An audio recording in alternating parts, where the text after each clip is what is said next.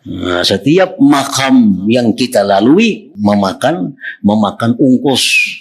Bila kada hakun berkorban, kada akan bisa melalui itu. Nah, contohnya, kalau kita hendak ma'rifatullah, makam yang pertama kita lalui adalah makam tobat. Itu pertama. Nah, makam tobat itu wajib dilalui.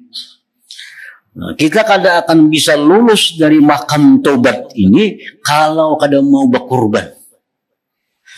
Berkorban harta, berkorban jiwa, berkorban tenaga, dan sebagainya. Nah, bila sudah lulus, hanya naik ke makam yang berikutnya, ke makam wara. Makam wara pun memerlukan pengorbanan juga. Sampai bisa lulus, naik ke makam zuhud, makam yang ketiga. Sampai kena ke 10 makam itu kita bisa lalui, sampai kita kepada tujuan ma'rifat kepada Allah Subhanahu wa ta'ala. Nah, makam tobat, di mana contohnya makam tobat itu melalui banyak pengorbanan. Satu, kita tobat dari dosa. Dosa ini ada 2. Dosa yang bersangkut paut dengan Allah. Dosa yang bersangkut paut dengan makhluk Allah, manusia contohnya. Nah, ini tobat itu mesti diselesaikan.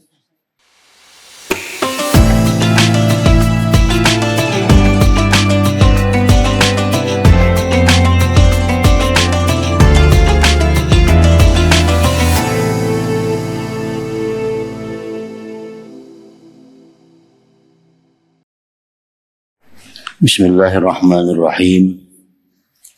Alhamdulillahirabbil alamin. Wa bihi nasta'in ala umuri dunya waddin. Wassalatu wassalamu ala asyrafil anbiya wal mursalin sayyidina Muhammadin wa ala alihi wa sahbihi ajma'in. Nasihat ke-22 dari Imam Al-Ghazali rahimahullah, nafa'ana bi'ulumih.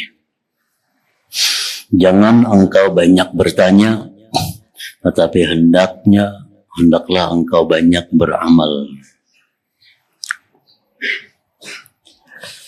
Wahai anakku yang tercinta, apa yang masih tersisa daripada pertanyaanmu adalah telah tertulis jawabannya di dalam kitab-kitab karangan.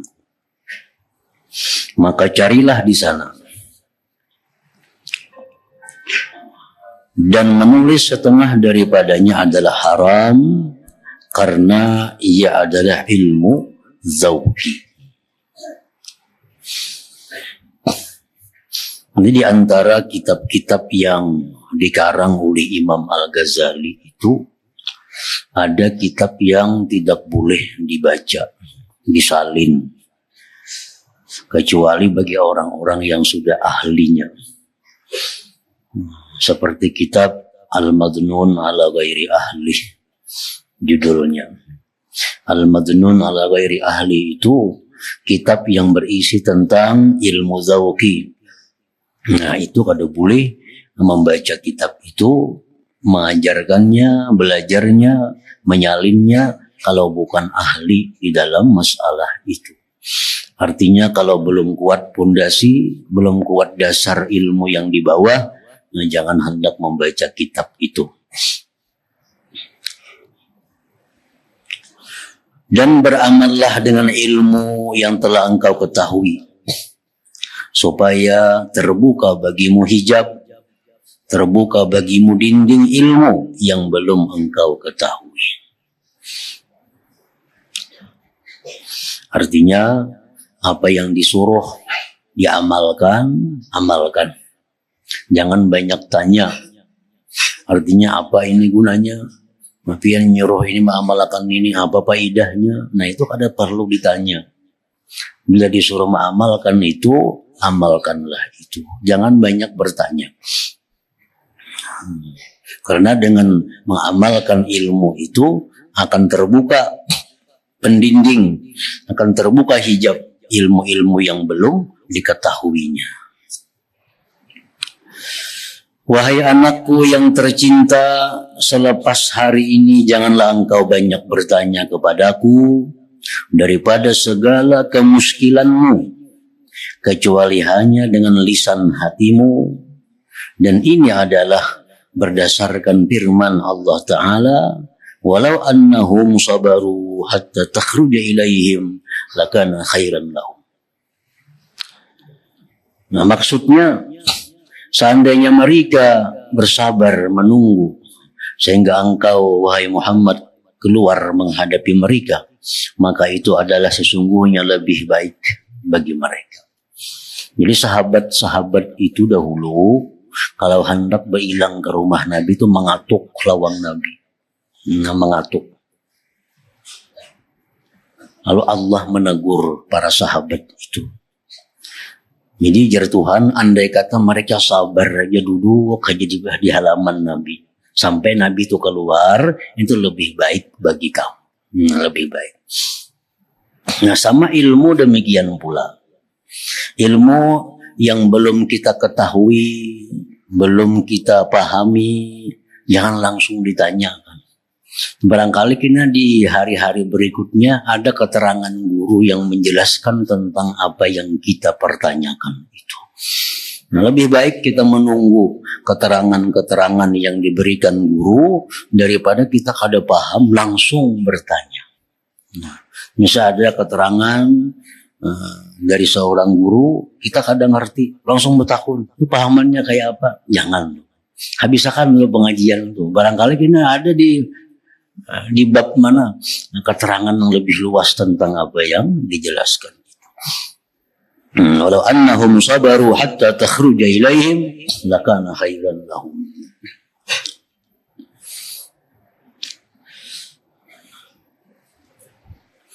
Dan terimalah nasihat Al-Khidir alaihi salam ketika ia berkata kepada Nabi Musa alaihi salam.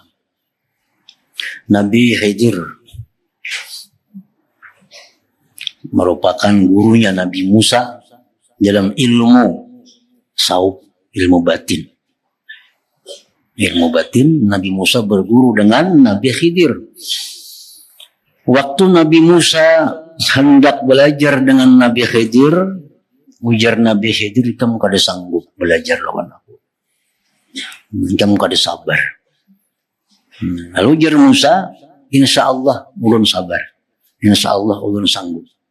Nah, lalu belajarlah Nabi Musa dengan Nabiullah Khidir tadi. Apa ajar Nabi Khidir? Fala tas'alni an syai'in. Engkau jangan bertanya akan aku tentang sesuatu. Hatta uhdisa laka minhu zikra. Maka janganlah engkau segera bertanya kepadaku tentang sesuatu sehingga sampai masanya aku akan memberitahu tentang hal itu kepada. Apa yang kukatakan, apa yang kuperbuat, ikam jangan bertanya. Karena ada saatnya aku menjelaskan itu. Ujar Nabi Khidir kepada Nabi Musa. Dan Nabi Musa siap menerima itu. Nabi Musa alim daripada Khidir kalau bidang ilmu zahir, ilmu syariah. Tapi kalau bidang ilmu batin, Nabi Khidir lebih dalam daripada Nabi Musa. Oleh karena itu Allah perintahkan Nabi Musa belajar ilmu batin kepada Nabiullah Khidir. Nah, di dalam ceritanya Musa dan Khidir berjalan di pesisir laut. Di pesisir lautan ada kapal. Nah, jar Khidir, wahai Musa, kita umpat kapal itu. Disinggah kapal, ampun kapal tahu pada itu Nabi Khidir masuk dalam kapal. Nabi Musa pun dibawa dan gratis, kada berbayar. Jalanlah kapal tadi membawa penumpang, di antaranya penumpang itu ada Nabi Musa dan Nabiullah Khidir. Di tengah perjalanan Nabi Khidir ini merusak kapal orang. Nah, kapal ini dirusak sini. Artinya di antara kepingan-kepingan papan tuh ada yang dirusak oleh Nabi Khidir. Nah, Nabi Musa ini kan sudah berjanji sabar kada hendak betakun. Ai Nabi Khidir, kita ini umpat sudah perai di sini. Kenapa dirusak pulang kapal orang? Nah, makanya dia itu sudah aku padahkan semalam. Bila aku umpat aku jangan betakun macam-macam. Karena ada aku kisahkan saatnya kenapa. Nah, maka itu jangan betakun. Karena ada masanya kenapa aku rusak kapal orang ini. Maka kapal ini sudah kita gratis di sini. Kenapa dirusak? Nah, ikam kada sabar. Ikam bila mau ulangi kita ampihan dia berguru, bermurid. Maka itu. Nabi Musa beruzur lawan Nabi Khidir, minta ampun. Kada lagi. Dia sudah. Kada mau ulang lagi. Rusak kapal orang tadi. Sampailah Nabi Musa ini ke tujuan. Singgah. Berjalan lagi Nabi Musa lawan Nabi Khidir jalan melihat sekelompok kekanakan bermain-main. Di antara kekanakan yang banyak itu ditangkap Khidir seikung. Tangkap seikung, dicabut sini kepalanya, brak, kecabut bulu, mati anak orang. Anak orang mati, pagat bulunya. Nah, di Nabi Musa ini abang syariat kada cucuk pulang nih. Kenapa anak orang dimati, anak kada berdosa? Wahai Nabi Khidir ini, kenapa anak ini dibunuh anak orang yang kada berdosa, kada bersalah? Nah, makanya Nabi Khidir sudah kepadahkan itu kada sabar umat aku ini. Selalu hendak tahu. Karena ada aja saatnya. Dan bila masih macam ini, kita ampihan dah. Beruzur lagi Nabi Musa. Beruzur lagi. Dimaafkan lagi oleh Nabi Allah Khidir. Terus berjalan Nabi Musa dengan Nabi Khidir. Sampai ke suatu kampung, kelaparan. Musa kelaparan, Nabi Khidir kelaparan. Hendak minta makan di kampung orang tua, kadang mau beri makan itu. Kadang mau beri makan itu. Ayo, orang kadang beri makan, jalan. Di kampung itu melihat ada rumah yang miring, nak rubuh. Nah, Nabi Khidir dengan ilmunya hanya menunjuk rumah itu dengan tangan, rumah jadi rata. Nah, diisyarat sini rata rumah. Lalu jar Nabi Musa, jika kita mengambil upah, berapa upahnya meratakan rumah orang itu? Nah, kalau kita makan di sini, hendak betakun terus. Nah, Nabi Khidir ini sudah 3 kali dia melanggar perkara ini. Nah. Padahal belum saatnya tahu. Nah, jadi itulah artinya seorang murid itu yang dipentingkan baginya mengamalkan apa yang disuruh gurunya dan kada perlu tahu. Kan sudah berguru nih, sudah berguru, sudah meyakini bahwa ini guru membawa kepada yang baik, membawa kepada yang benar. Kalau guru itu menyuruh, laksanakan. Kada perlu tahu kenapa ini, kenapa itu, kenapakah ini. Nah, jadi kisah Nabi Khidir tadi dikisahkan. Kenapa aku rusak kapal itu, wahai Musa? Mana sudah membawa kita perai gratis, aku rusak pulang. Karena Nabi Khidir di sana itu kapalnya kena terus jalan. Ada orang raja yang zalim. Bila melihat kapal itu baik, diambilnya. Bila melihat ada kapal itu rusak, suruhnya terus. Nah, mana baiknya sebagian kapal hilang lawan rusak yang sedikit ini. Baik rusak sedikit daripada kapal sebagian diambil raja yang zalim itu. Nah, makanya aku rusak sedikit kapal ini. Asalnya selamat sampai ke tujuannya. Nah, ini ilmu yang diajarkan Nabi Khidir. Itu sebabnya kapal itu rusak. Begitu sampai raja, kapalnya rusak terus. Nah, jakanya kapal ini purna, kada ada rusak, singgahnya diambilnya kapalnya. Nah, ngulik berjalan penumpang itu. Kapal diambilnya. Nah itu sebabnya wahai Musa, aku rusak sedikit kapal untuk menyelamatkan yang lebih banyak. Nah kenapa anak tadi kubunuh? Padanya kada berdosa. Karena dalam ilmu Allah, ujar Nabi Khidir, anak itu karena kalau dewasa dia jadi kafir. Nah anak ini jadi kafir dan membuat banyak kerusakan. Orang tuanya jadi kafir semua kan gara-gara si anak begini. Jadi baik dibunuh mulai ini supaya semua selamat. Itu sebabnya anak itu kubunuh. Kan Nabi Khidir ahli ilmu batin sehingga tahu hal-hal yang gaib. Nah, kenapa aku kada hakun mengambil upah membaiki rumah nang miring tadi? Karena rumah itu ampun kekanakan anak yatim. Nang nenek moyangnya dahulu itu orang salih, orang baik. Jadi aku kada cucuk, kada pantas mengambil upah terhadap anak cucu orang yang salih itu. Nah, itu sebabnya. Nah, jadi itulah pengetahuan. Kalau sampai saatnya ini dikisahkan jauh lebih buruk itu. Jadi kada sampai kan kalau Musa ini sudah jahat adab Nabi Musa, cuma oleh karena dimaafkan lalu Nabi Musa akhirnya dapat ilmu itu. Tidak kada dimaafkan Khidir kada dapat ilmu itu. Nah, cuma karena minta uzur Nabi Musa dimaafkan, minta uzur dimaafkan. Nah oleh karena itu janganlah engkau terburu-buru hendak bertanya sebelum sampai masanya. Sampai masanya. Ada ilmu yang memang harus kita segera kita pelajari. Ada ilmu yang kain aja kita perlu tahu, wah ini kada perlu. Nah, kada perlu. Itu kada usah ditakunakan.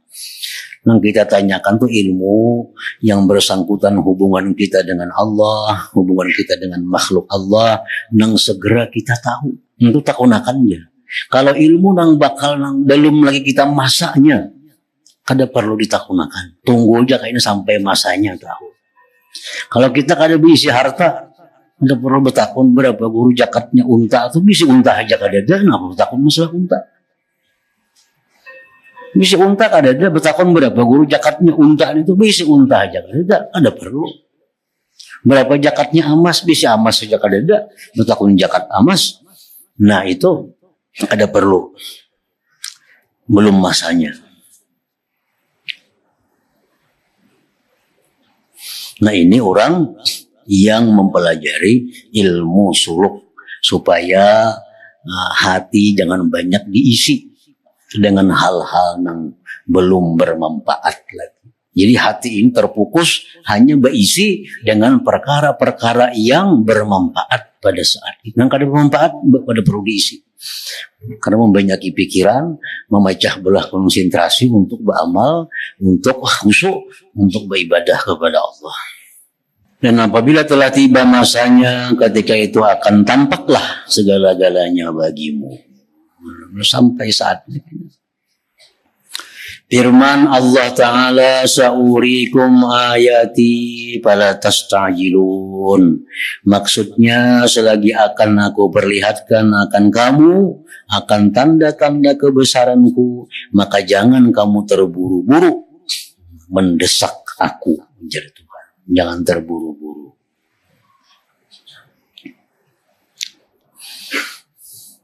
Maka jangan engkau bertanya sebelum tiba masanya. Dan yakinlah bahwasanya engkau tidak akan sampai ke penghujung jalan kecuali apabila engkau terus berjalan. Engkau tidak akan sampai ke penghujung jalan kecuali apabila engkau terus berjalan. Amun bemandak kada akan sampai. Kada akan sampai. Karena firman Allah Ta'ala, awalam yasiru fil ardi fayanzuru. Maksudnya apakah mereka tidak mau berjalan di atas muka bumi ini, lalu mereka dapat melihat segala sesuatu untuk menjadi i'tibar.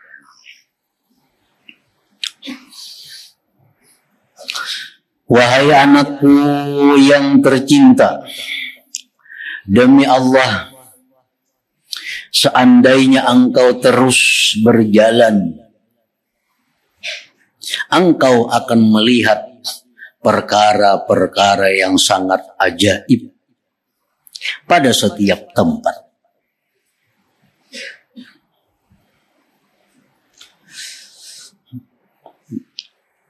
Andai kata engkau terus berjalan, engkau akan melihat perkara-perkara yang sangat ajaib pada setiap tempat. Karena setiap tempat itu ada mempunyai pemandangan-pemandangan yang diberikan Allah. Maksudnya, setiap langkah, ini kisah orang Suluk Pang, dan setiap makam ngarannya yang kita lalui. Nah, setiap makam itu kita akan diberi oleh Allah sesuatu yang menakjubkan. Makam pertama bila kita lulus akan diberi Allah sesuatu hadiah. Nah, makam yang kedua bila kita lulus diberi Allah lagi hadiah. Sampai kena ke 10 makam itu kita bisa lalui sampai kita kepada tujuan makrifat kepada Allah Subhanahu wa ta'ala. Jadi misalnya kayak orang hendak ke Banjarmasin, itu melalui tempat-tempat sampai di kandangan, melihat hal-hal yang ini itu. Karena sampai lagi ke Rantau, melihat lagi hal-hal yang baru. Sampai lagi ke Binuang, melihat lagi hal-hal yang baru. Sampai kena ke Matapura, melihat lagi. Sampai beberapa jalan, nah sampai akhirnya melihat kayak apa kota Banjarmasin itu.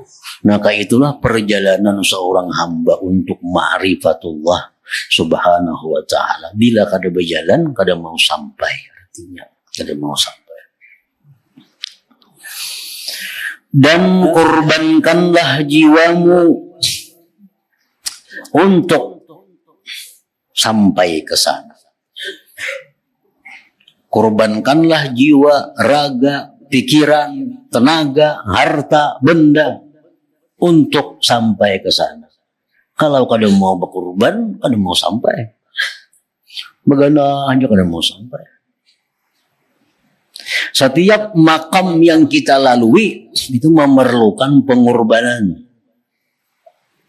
Nah, setiap makam yang kita lalui memakan ungkus. Bila kada hakun berkorban, kada akan bisa melalui itu.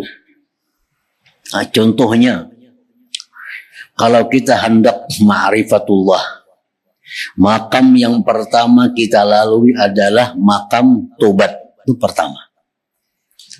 Nah, makam tobat itu wajib dilalui. Nah, kita kada akan bisa lulus dari makam tobat ini kalau kada mau berkorban. Berkorban harta, berkorban jiwa, berkorban tenaga, dan sebagainya. Nah, bila sudah lulus, hanya naik ke makam yang berikutnya, ke makam wara. Makam wara pun memerlukan pengorbanan juga. Sampai bisa lulus, naik ke makam zuhud, makam yang ketiga. Nah, makam tobat, di mana contohnya makam tobat itu melalui banyak pengorbanan. Satu, kita tobat dari dosa. Dosa ini ada 2. Dosa yang bersangkut paut dengan Allah. Dosa yang bersangkut paut dengan makhluk Allah. Manusia contohnya. Nah ini tobat itu mesti diselesaikan. Apa dosa kita yang bersangkut paut dengan Allah? Kita ada kada puasa, bayar. Kita ada kada sembahyang fardu, bayari. Kita ada kada berzakat, bayari. Nah ini pengorbanan kita. Dosa dengan Allah. Ada dosa dengan makhluk. Ini hartaku ini didapat dari jalan yang salah. Ini hartaku ini didapat jalan yang kada bujur. Harus dikembalikan hartanya kepada orang yang punya sebenarnya siapa. Nah, mesti dikembalikan harta itu. Ini rumah didapat dari jalan, menipu orang duitnya, tukarkan ke rumah. Nah, rumahnya harus ditinggalkan, harus dikorbankan, harus dikembalikan rumah kepada pemilik siapa yang sebujurnya. Nah, rumah ini didapat daripada harta riba, nah, mesti ditinggalkan. Jadi kadang mudah orang tubat, kadang mudah. Itu urusan harta. Belum lagi aku pernah menzalim, menyakiti si Fulan. Fulannya di mana? Dicari untuk meluluskan agar kita bisa halal. Nah, Fulannya sekarang ada di Surabaya. Ke Surabaya kita datang. Ingatlah dulu, aku nampil nikam dulu. Ingat benar aja. Nah, aku minta maaf nikam. Aku minta ridha, minta halal. Pernah dulu menyakiti ikam. Pernah menghantam orang, sekarang orangnya ada di Sumatera. Datangi ke Sumatera. Datangi. Minta halal, minta ridha. Dulu pernah aku menghantam ikam. Nah, itu maksudnya bahwa setiap tempat, setiap makam itu memerlukan pengorbanan. Bila kada hakun ke itu, kada mau jalan. Sampai mati kada mau tuntung, tubat saja. Nah, jadi tobat ini harta sudah bersih. Nama pun orang pun sudah dikembalikan. Harta-harta yang kada halal sudah dibersihkan. Dosa-dosa dengan makhluk sudah didatangi. Sudah minta halal. Dosa lawan Allah sambil dibayar, sambil dikAllah. Nah, ini berarti sudah selesai dalam tobat ini. Hanya bisa naik ke jalan ke tempat yang berikutnya. Nah, orang yang bujur-bujur tobat tadi dengan sebujur-bujurnya, ini akan diberi Allah sesuatu hadiah. Apa hadiahnya? Adalah mahabbatullah, berupa kecintaan kepada Allah. Jadi kalau orang itu sudah tobat, diterima Allah tobatnya, maka orang ini sukanya hanya berkhalwat, zikir dengan Allah. Sukanya hanya beribadah. Itu tanda-tanda orang yang tobatnya diterima. Sukanya beribadah, hatinya mudah menangis, mengingat dosa-dosa yang pernah dilakukan. Nah, itu pemberian dari Allah Subhanahu wa Ta'ala. Nah, makanya tadi seandainya engkau terus berjalan, engkau akan melihat perkara yang sangat ajaib pada setiap tempat itu. Nah, dulunya kita kada pernah membayangkan nikmat berzikir. Dulu kada pernah membayangkan baca Quran itu nyaman. Tapi kalau kita sudah tubat dengan sebujur-bujur tubat tadi, Allah akan beri itu. Kita akan nyaman baca Quran, akan nyaman berzikir. Itu ajaib. Ajaib itu ngarannya. Jadi setiap tempat memerlukan pengorbanan. Naik kita ke wara. Tobat itu sudah selesai. Sudah kada bersangkut paut lagi harta-harta, sudah kada bersangkut paut kezaliman orang, sudah selesai, sudah minta halal. Hutang-hutang lawan Tuhan, udah sambil dikaba, sambil dibayar, sudah walaupun belum tuntung lagi, tapi sambil dibayar aja, bayar kaba. Naik sudah ke tingkat yang kedua, orang ini sudah duduk di makam yang namanya wara. Wara ini orang yang sudah tobat, belum tobat kada kawa wara. Wara artinya apa? Menjaga diri. Baik mata, baik telinga, baik tangan, baik kaki, baik pakaian, baik makanan. Dari hal-hal yang kada jelas halal haramnya. Itu wara. Ini sudah tobat, Bang. Sudah bersih. Sayangannya dirigati pulang. Sayangannya dikotori pulang. Jadi ada harta yang bila kada jelas halal haramnya, kada usah diambil. Bila ada harta yang kada jelas halal haramnya, apalagi banyak condong kepada yang haram, baginya ada alamat-alamat yang menunjukkan banyak haramnya, kada usah diambil. Nah, itu sudah makam yang kedua. Nah, sudah melangkah langkah yang kedua untuk mencapai ma'rifat kepada Allah itu. Nah, ya wara ngarannya. Di saat orang duduk di makam wara ini, orang sangat hati-hati. Bertutur kata hati-hati, berpakaian hati-hati, makan minum hati-hati, menerima duit hati-hati. Kalau ini duit nang haram. Nah, kalau ini makanan yang haram, karena ini sudah sedang duduk di makam wara itu. Nah, lain dengan orang yang ma'rifat kepada Allah. Orang ma'rifat kepada Allah itu orang yang melihat ini duit halal, ini duit haram. Itu sudah orang melihat dengan hakikat sesuatu. Jadi orang ma'rifat itu bisa bertentangan dengan orang wara. Karena orang wara ini orang yang mengambil sesuatu berdasarkan zahir. Sedangkan orang yang sudah ma'rifat itu mengambil sesuatu berdasarkan batin. Nah, ada orang gawian perampok. Lalu si perampok ini hendak memberi duit lawan orang wara. Tuh kadang bani mambil. Karena zahirnya orang ini merampok. Terkenal ada perampok. Di mana-mana orang tahu pada gawiannya merampok, mencuntan. Ini orang waraku kada wani mambil. Karena zahir menunjukkan ini kada baik.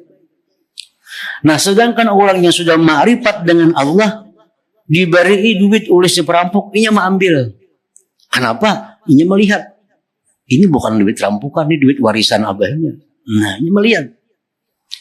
Ini melihat. Jadi ambilnya duitnya. Karena batinnya melihat duit yang dikasihkan ini bukan duit rampukan, ini duit dari warisan arwah abahnya misalnya. Atau duit hadiah dari siapa kepada ini, itu yang diberiakannya lawan aku. Nah, ini orang ma'rifat melihat. Orang wara belum melihat lagi, karena masih dalam kedudukan yang kedua untuk mencapai ma'rifatullah itu. Nah, jadi naik satu persatu Kandangan, Rantau, Binuang, Martapura, Banjarbaru hanya sampai ke Banjarmasin. Setiap tempat, setiap jalan itu memerlukan pengorbanan. Dan kurbankanlah jiwamu untuk sampai ke sana. Maksudnya ke sana itu adalah ma'rifatullah ta'ala. Karena sebab daripada segala kejayaan ialah pengorbanan jiwa raga. Amun kada mau bakurban, amun harta kada mau bakurang, amun gengsi minta ampun, meminta maaf padanya mau tuntung diintang tobat itu. Orang nang tobat ini orang nang wani mengurangi hartanya. Mana nang kada halal bulikakan, mana nang kada halal beriakan. Bakurang hartanya. Belum lagi tentang gengsi. Masupannya aku minta maaf, kada tahu digengsi lagi. Karena pernah menampili orang. Pernah menyakiti orang. Nah, jadi artinya karena sebab daripada segala kejayaan adalah pengorbanan jiwa raga. Seperti perkataan Zunnun al-Misri rahimahullahu ta'ala bagi salah seorang muridnya. Nah, jikalau engkau bersedia untuk berkurban dengan segala jiwa ragamu, maka teruskanlah perjalanan. Namun kada siap untuk berkurban, kada usah masuk. Kada usah masuk. Hendak masuk, umpamanya, hendak belajar ilmu ma'rifat supaya dapat ma'rifat, tapi kada wani berkurban, kada usah. Membuang waktu. Nah, membuang waktu. Membuang umur. Nah, orang yang masuk ke dalam jalan ma'rifat itu orang yang harus mau kada mau berani berkurban, berani kehilangan segala-galanya. Jikalau engkau bersedia untuk berkorban dengan segala jiwa ragamu, maka teruskanlah perjalanan. Jikalau tidak, maka tidak perlu engkau mengikuti lorong-lorong ahli sufi. Orang kada sanggup berkorban, kada usah umpat suluk, kada usah untuk mencapai ma'rifatullah itu. Kada usah. Nah, nasihat ke-23, tinggalkan 4 perkara. Wahai anakku yang tercinta, sekarang aku akan menasihati engkau dengan nasihat yang terakhir, yaitu dengan 8 perkara, maka terimalah nasihatku. Nasihatku ini supaya ilmu yang ada pada dirimu itu tidak menjadi hujah untuk kemudaratan engkau pada hari kiamat nanti. Ilmu ini bisa menjadi hujah, menjadi pemberat kepada orang yang berilmu. Kapan ilmu itu menjadi beban, menjadi pembawa keberatan, kemudaratan? Di waktu orang yang berilmu itu kadang mengamalkan ilmunya. Nah, ilmu bukan lagi manfaat, membawa hujah, membawa kemudaratan. Supaya ilmu yang ada pada diri itu, pada dirimu itu tidak menjadi hujah untuk kemudaratan engkau pada hari kiamat nanti. Jadi setiap kita mendengar ada ilmu-ilmu, nah itu kita disuruh menyambut di dalam hati dan bersiap untuk mengamalkannya. Nah, disuruh kita mendengar ilmu, oh ini bagus, biar Nabi ada hadisnya. Dalam hati ini sudah ada, insya Allah akan aku amalkan. Ada sambutan, ada sambutan. Oh ini haram, sedangkan kita gawian itu ketujuh. Nah, disambut ilmu itu, kayaknya aku laksanakan. Jadi apabila bilang ada tahu, jawabnya ada niat sudah untuk melaksanakan ilmu itu. Macam orang sembahyang juga, begitu orang azan, kita ada dua kewajiban. Satu di antara dua kewajiban. Allahu Akbar, sembahyang asar. Kita mendengar. Kewajiban kita satu melaksanakan asar atau kita berniat kayaknya asar pukul 5. Nah, bila kedua-duanya itu ada kita berdosa. Orang sembang asar, kita sembahyang asar kada berniat hendak manggawinya kaina kada ada juga, itu berdosa kita. Nah, begitu kita mendengar orang azan isya, Allahu Akbar isya, nah isya sembahyang. Atau kayaknya bisa pukul 10. Nah itu niat. Nah ilmu pun demikian. Nah setiap kali kita mendengar ilmu, guru menyampaikan hadis ini adalah haram, penggawian seorang. Nah maka saat itulah ampeh sudah. Namun kada sanggup, ya kayaknya mungkin ada saatnya kita aku amalkan. Nah ada niat. Jadi ilmu itu kadang maunya lewat hingga telinga. Ima diamalkan langsung atau ada niat untuk mengamalkan ilmu itu.